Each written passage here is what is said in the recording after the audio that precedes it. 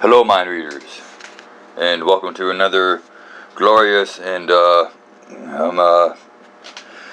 hopefully spontaneous episode of Readers Aside. And the Cliff Goes Live studio is extra fucking noisy tonight. That goddamn electrical panel was buzzing. It's doing the loud buzz too. Sometimes it just does a quieter buzz. It's doing the loud buzz. I've only just recently noticed that there are levels to the buzz, which is surprising. Like to say the least, it's surprising because I spend a lot of time in here, and I spend a lot of time in here trying to get some sleep, and limiting that buzz. Of course, that's why I bought the earplugs too. So it hasn't really been much of a problem for me lately. Okay, so first things first. I'm setting the microwave here a couple minutes, and I'm going to heat up a Jamaican patty that I discovered in the fridge, or I mean the freezer at home yesterday, which was great because I didn't think I had any left. So it was one of those. I thought I'd bring it to work today. All right. So very spontaneously, I am reading from the same book. It's the last episode. Sorry if that was loud there a moment ago. I scratched my nose with the same hand that I'm holding the recorder with, so it got louder probably. And like I'm holding it close. I'm trying to hold it close because there's a fan going. There's that buzz now. There's the microwave, and yeah. So that and my book is in the other hand, so I had to scratch my nose somehow. So with that out of the way, right again. So we're back on the H.P. Lovecraft. I think it was Howard Phillip. Was the I think something like that. Definitely Phillip. I'm not even going to bother to go back and look at. Cause I said that last time. H.P. Lovecraft. That's what he wanted to go by. Let's call him H.P. And it's another short story. Another deliciously fucking disturbing short story, I imagine, because they all have been fucked in this book. It's been a great fucking book, actually. I'm not even quite halfway through it there. I mean, several of these stories have been fucking quite fucked, actually. That last one I read was quite fucked. That would have made a good episode. Oh, shit. Hold on a second. Holy fuck, this microwave is fucking legit.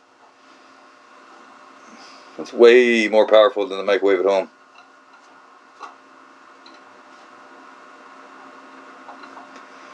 So I am belatedly flipping my Jamaican patty. But to be honest with you, it kind of feels like it's already done.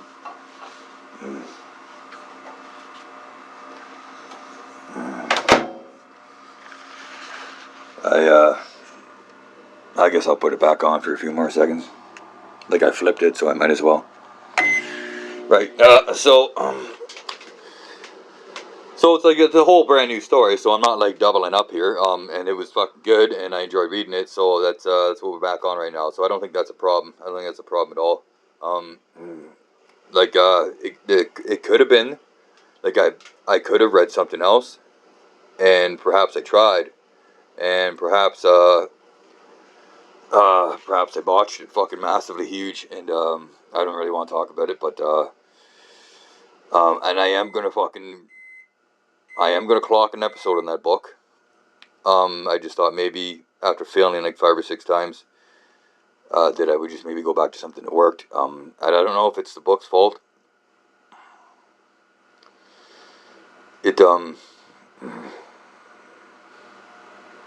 Cause I feel like if I say it's the book's fault, then somehow that's sort of admitting that I'm having trouble comprehending the material, and then and so that's the reason for all the erratic readers asides that just trailed off into madness. Like if you think that I'll just post anything as an episode, and that the point of the episode is to kind of just be unhinged and all that, well,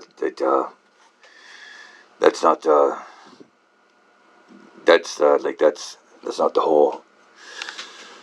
whole format here, right? Okay, I do have a standard, and the standard wasn't being met. In fact, it was the standard almost got fucking lost at sea. To be honest with you, I don't know what the fuck. I was wondering whether or not we were ever going to even be able to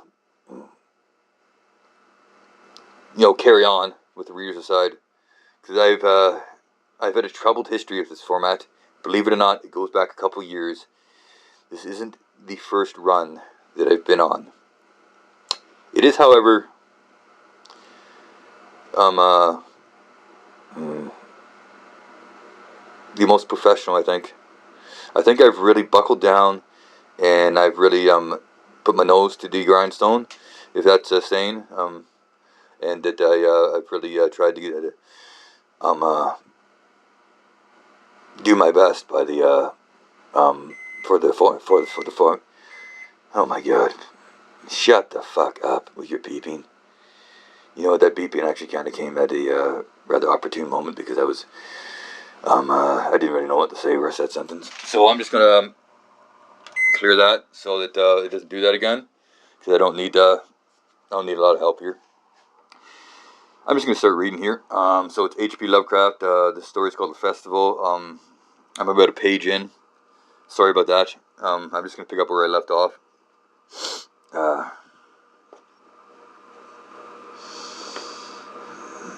Where was I? Like mid-sentence too. I must be chuffed. Alright, so I'm just gonna pick up mid-sentence, and this is the Crown Church Central Peak. The time durst not touch.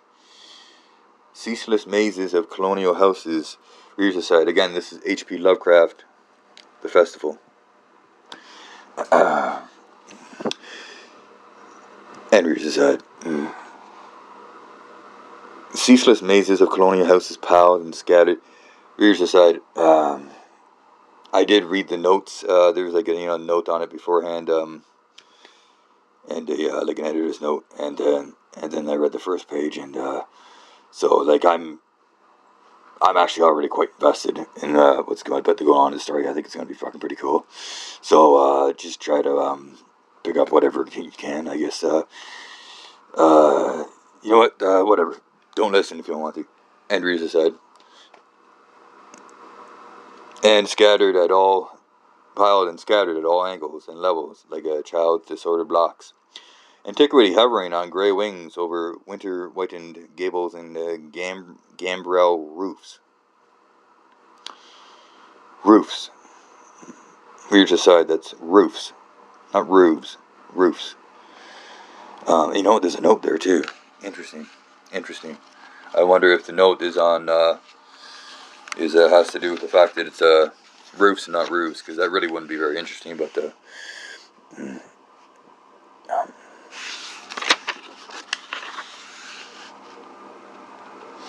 this distinctively New England architectural feature was for Lovecraft always an intimation of antiquity, as few houses with the gambrel roof were built after 1750.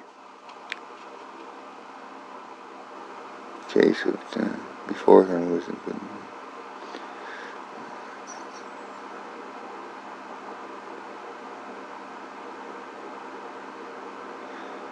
okay. It's just discussing the architectural features, not the spelling. Fan lights in Readers Aside. Fan lights in small paned windows, one by one gleaming out of the cold dusk, to join Orion and the archaic stars, and against the rotting wharves the sea pounded, the secretive, immemorial sea, out of which the people had come in the elder time.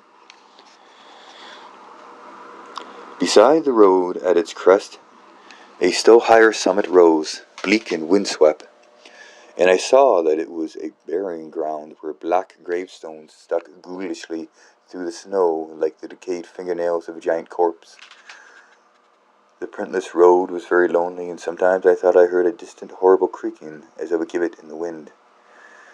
They had hanged 4 kinsmen of mine for witchcraft in 1692, but I did not know just where. Here's aside. There's been a few notes here, noted, marked down, and noted, and I'm just gonna blow past them. I don't really care right now. The notes get kind of fucking annoying. There's too many of them in this fucking book here. This editor fucking had too much to do. I imagine he probably could have got his job done a lot quicker if he didn't fucking think he needed to fucking write a note every fucking third line or some dumb shit, or fucking like here comes another one too in like fucking 4 sentences. Like brutal, and there's another one like there's like a note like every fucking paragraph. This guy's out of control. Anyways, I'm not gonna let it take me down. Like I'll probably read them later. I just don't feel like reading them right now. Sometimes I do it like that. Sometimes I just don't read them. These are the options I have,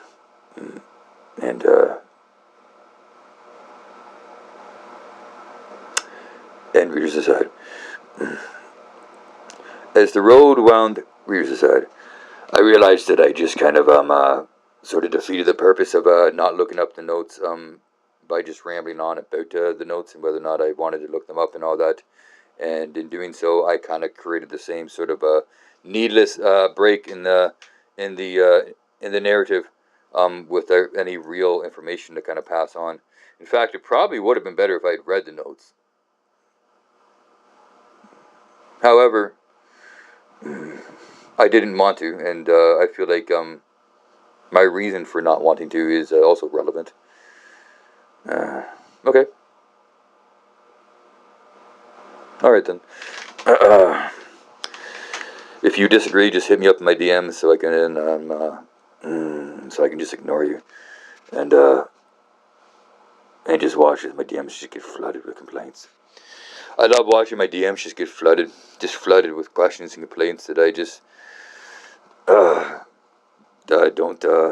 even have time to bother about or care about, because they're just irrelevant to me, because apparently I hate you all. I don't know what the fuck I'm talking about here. I'm starting to ramble off into fucking I'm starting to spiral. Alright, let's get back into the saddle here. But you know what, let's get that fucking Jamaican patty going. And readers aside.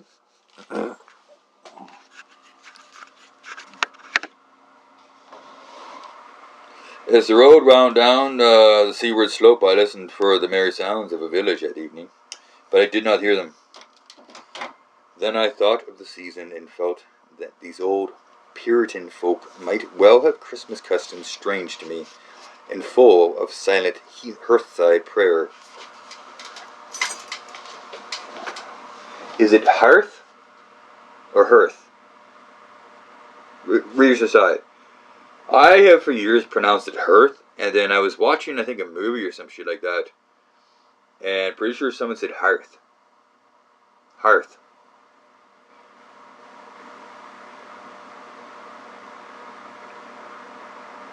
Whichever. And readers aside. Or was I probably mid-sentence again? Fuck.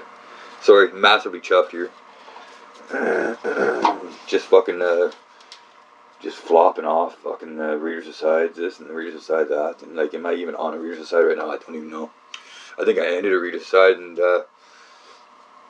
just carried on like a fucking true pirate or something.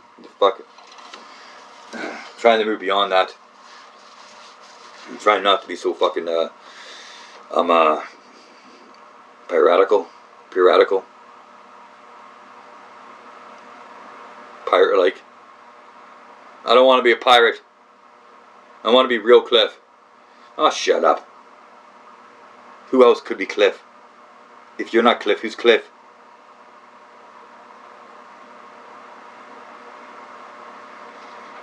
Previous Cliff could be Cliff, and I could not be Cliff.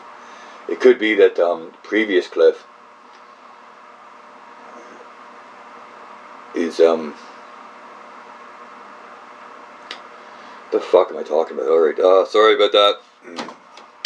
was kind of talking to myself that had nothing to do with you. So just ignore that. Oh, fuck that Jamaican pie is good.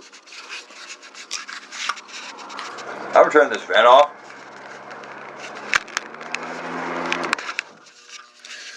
There we go. I feel like that was bothering me. I feel like that's been bothering me for a long, long time. Now it's just me, you, and the buzz. I don't mind the buzz so much, really.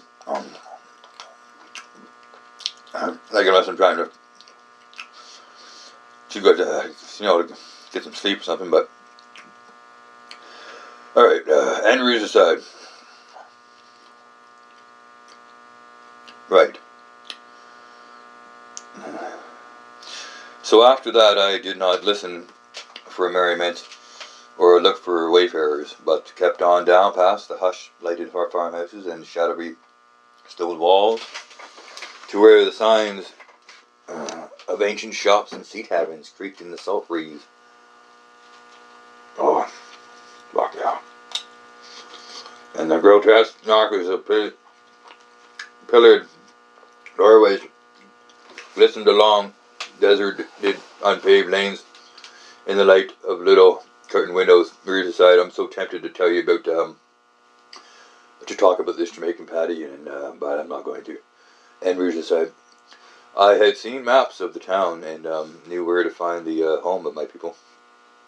It was told that I should be known and welcomed, for village legend lives long. So I hastened through back street to Circle Court and across the fresh snow on the one full flagstone pavement in town to where Green Lane leans off behind the market house. The old maps still held good, and I had no trouble, though at Arkham they must have lied when they said the trolleys ran to this place, since I saw not a wire overhead. Snow would have hid the rails in any case. I was glad I had chosen to walk, for the white village had seemed very beautiful from the hill, and now I was eager to knock at the door of my people. The 7th house on the left in Green Lane, with an ancient peaked roof and jetting second story, all built before 1650. There were lights inside the house when I came upon it, and I saw from the diamond window panes that it must have been kept very close to its antique state. The upper part overhung the narrow grass-grown street. I nearly met the overhanging part of the house opposite, so that I was almost in a tunnel, with the low stone doorstep wholly free from snow. There was no sidewalk, but many houses had high doors reached by double flights of steps with iron railings. It was an odd scene, and because I was strange to New England, I had never known its like before, though it pleased me, and I would have relished it better if there had been footprints in the snow and people in the streets and a few windows without drawn curtains. When I sounded the archaic iron knocker, I was half afraid. Some fear had been gathering in me.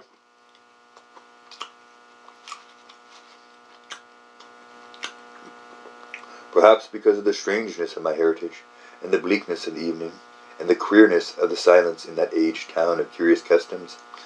And when my knock was answered, I was fully afraid, because I had not heard any footsteps before the door creaked open. But I was not afraid long, for the gowned, slippered old man in the doorway had a bland face that reassured me, and though he made signs that he was dumb, he wrote a quaint and ancient welcome with the stylus and wax tablet he carried. Rears aside.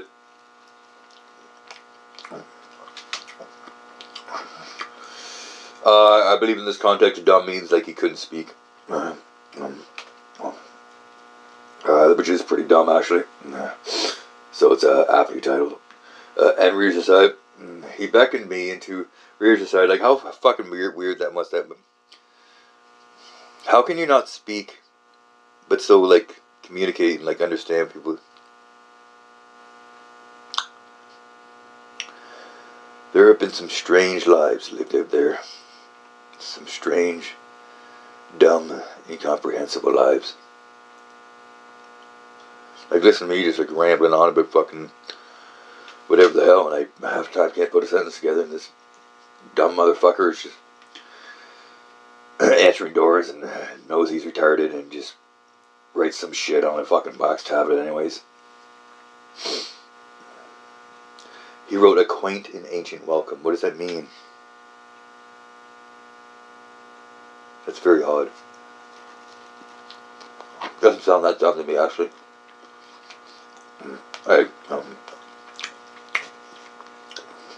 Perhaps he just got some brain damage in a certain part of his brain.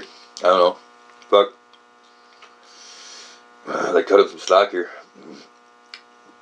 Clearly, no one else is answering the fucking door here. This place. Henry aside, he beckoned me into a low, candlelit room with massive exposed rafters and dark. Rears aside, I'm actually very interested about this dumb guy now. I'm very curious. Let's read on. Henry aside. With massive exposed rafters and dark, stiff, sparse furniture of the 17th century. The past was vivid here, for not an attribute was missing. There was a cavernous fireplace and a spinning wheel at which a bent old woman in loose wrapper and deep poke bonnet sat back toward me.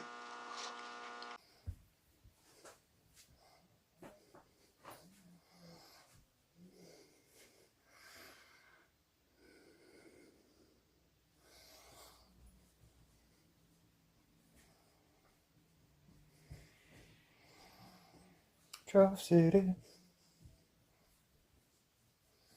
I marveled that no fire should be blazing. The high-backed settle faced the row of curtained windows at the left and seemed to be occupied, though I was not sure. I did not like everything about what I saw, and I felt again the fear I had had. This fear grew stronger from what I had before I lessened it, for the more I looked at the old man's bland face, the more its very blandness terrified me. Yeah.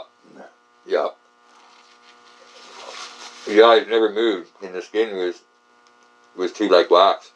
Finally, I was sure he was not faced at all by a fiendishly cunning mask. Pardon me. A fiendishly cunning mask.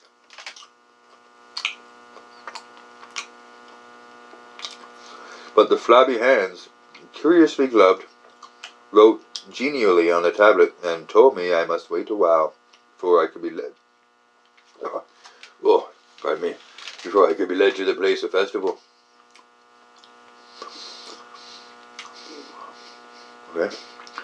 Pointing to a chair, table, and pile of books, the old man now left the room, and when I sat down to read, I saw that the books were hoary and moldy, that they included old Morrister's Wild Marvels of Science, the terrible Seducimus Triumphatus of Joseph Glanville, published in 1681, the shocking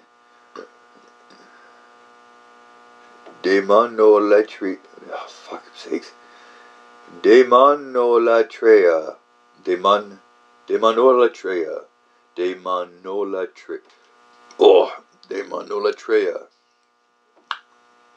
the shocking Demonolatria of Remigius, printed in 1595 at Lyons, of course. And worst of all, the unmentionable Necronomicon. And worst of all, the unmentionable Necronomicon. I like to see fucking read aside. I'd like to see you fucking pronounce all those at first fucking try. And readers aside. Of the mad Arab Abdul Alhazred in Olaus Wormus's forbidden Latin translation, a book which I had never seen, but of which I had heard monstrous things whispered. Oh, just gotta that fucking whole entire passage. Good lord. I'm gonna need to chuff. No one spoke to me, but I could hear the reader's side. I apologize for the unprofessional interjections. I'll try to clean that up. I've been starting to slouch in my chair since I started eating that. Since I ate that Jamaican patty, and didn't mean to be lackadaisical and shit like that. Actually, I did mean to be lackadaisical. I just I'll try to clean them up. Sorry. Oh fuck it. Jamaican patty crust all over me. I'll clean that up maybe. Alright. Okay. It's okay, just move on. Just move on. It's okay to be sorry. It's okay not to be sorry. Let the viewer notice here that I'm actually talking to myself right now.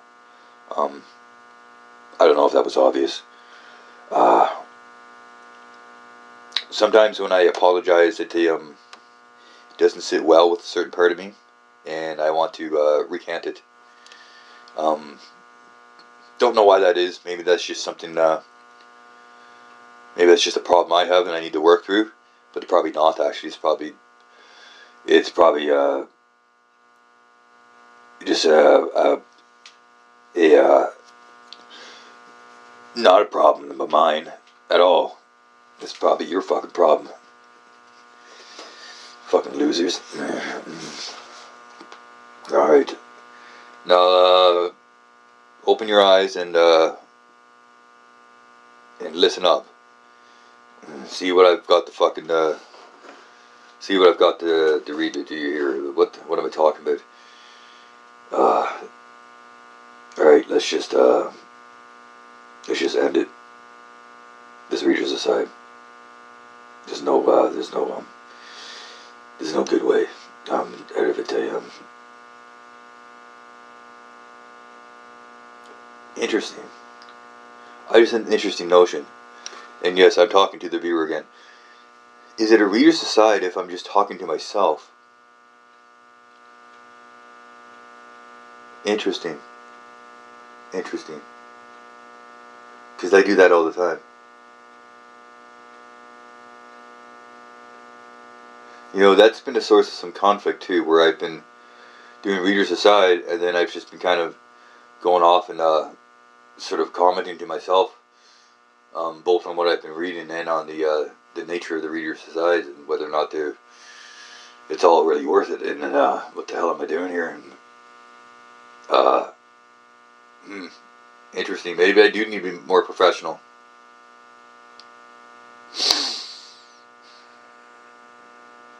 Alright. I'll look into that. And readers aside.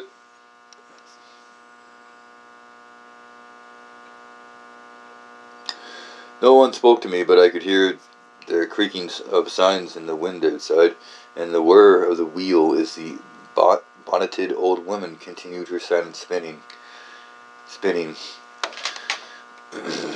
I thought the room and the books and the people very morbid and disquieting. Yeah, but because an old tradition of my father's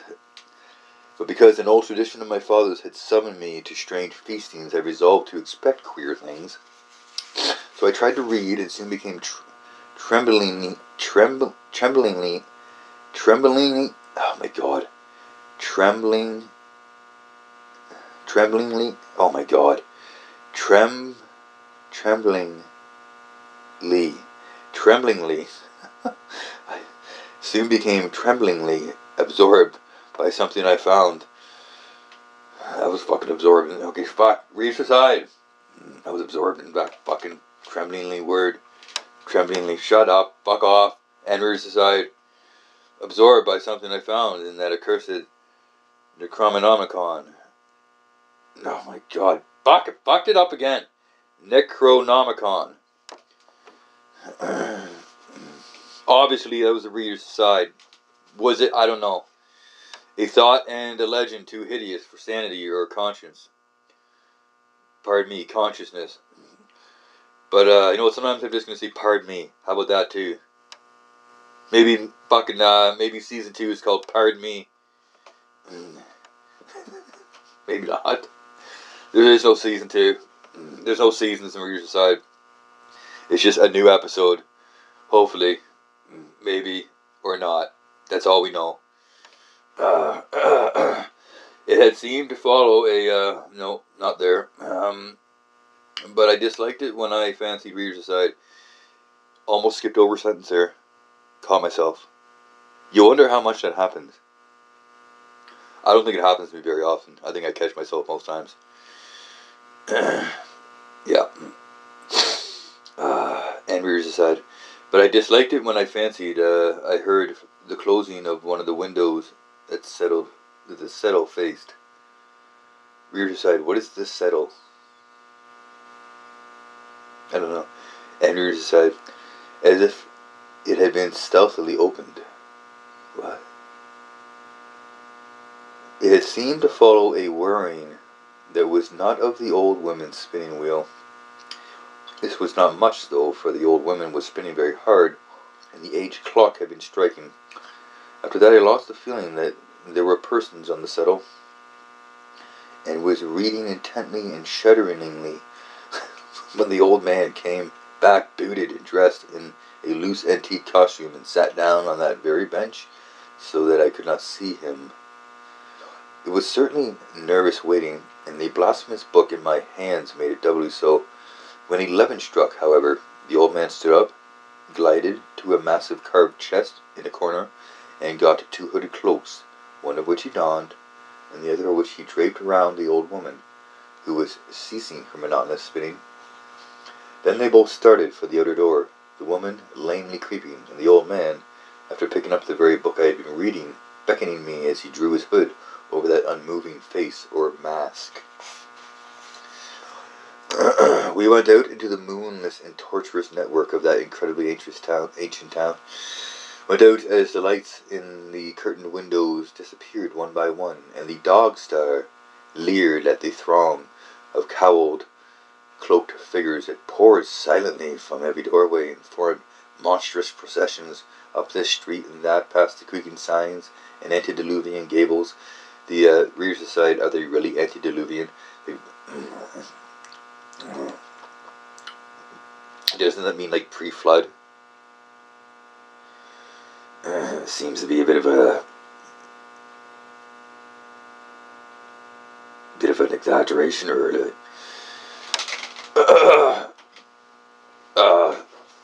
antediluvian gables.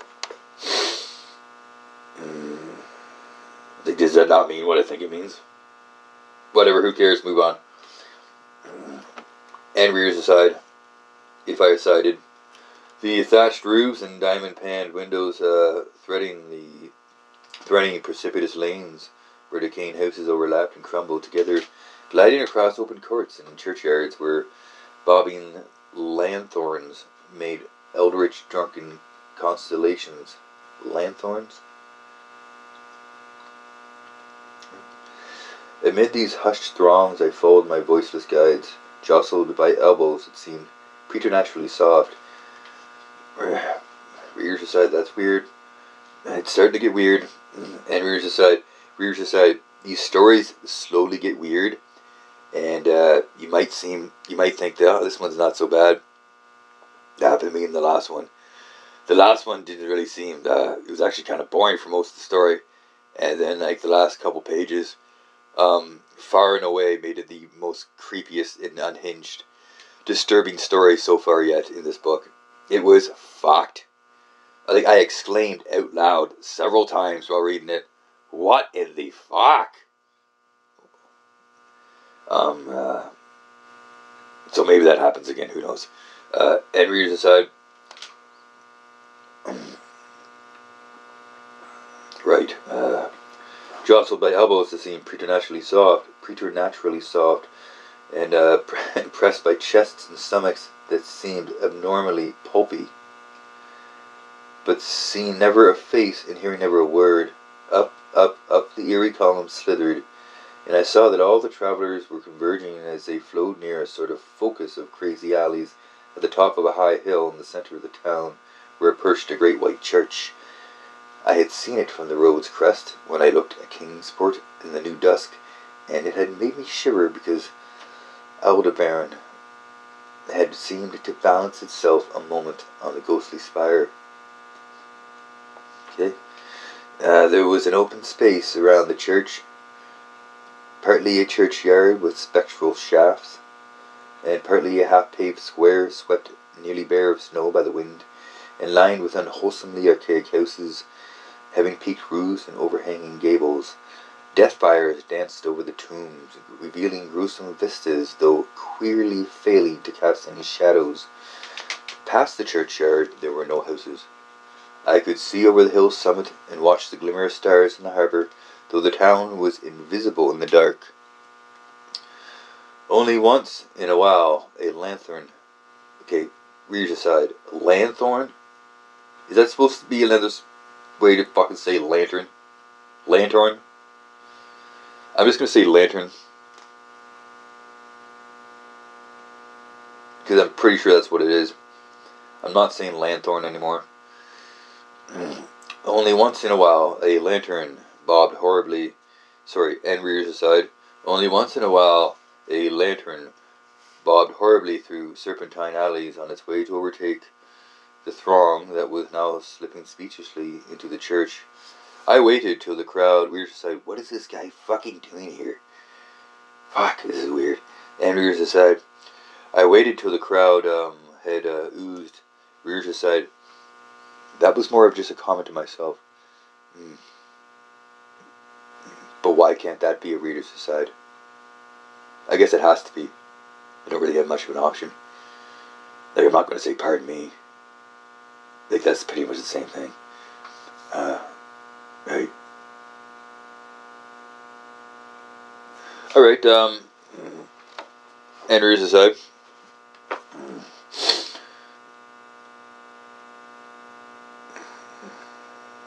The fuck am I here? Oh. I waited till the crowd had oozed into the black doorway and till all the stragglers had followed. The old man was pulling at my sleeve, but I was determined to be the last.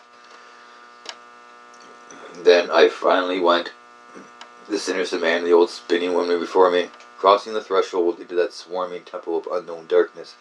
I turned once to look at the outside world as the churchyard phosphorescence cast a sickly glow on the hilltop pavement, and as I did so I shuddered.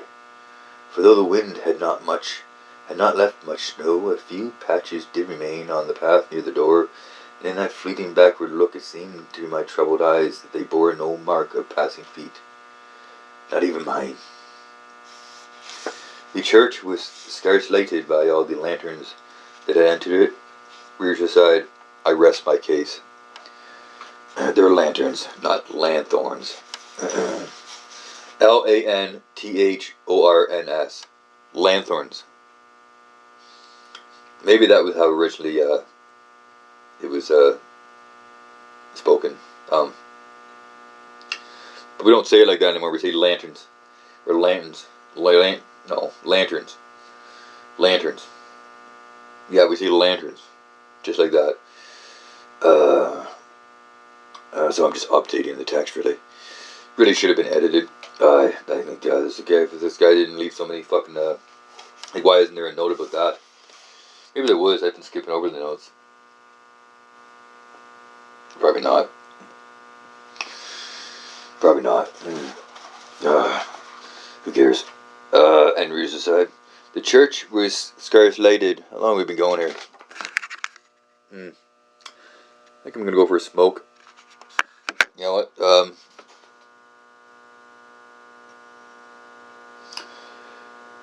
think I'm gonna actually let's cap it right there. Actually, it's a good little spot to kind of the bookmark it for myself, because it's getting kind of weird and interesting.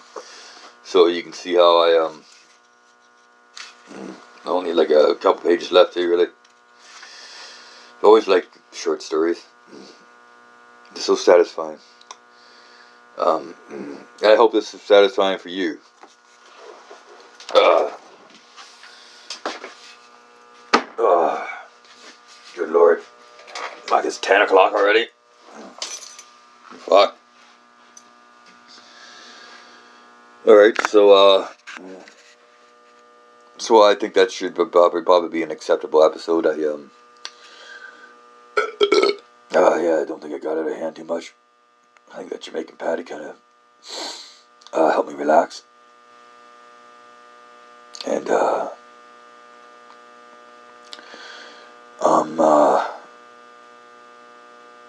well, until next time, just, please, mind your own business and go fuck off or something. I don't know. I don't know what I say. I don't know what I say here at the end. I don't remember what I say if I say anything. So, go, mind your own business or something like that. Yes. Well, go mind your own business, you bastards.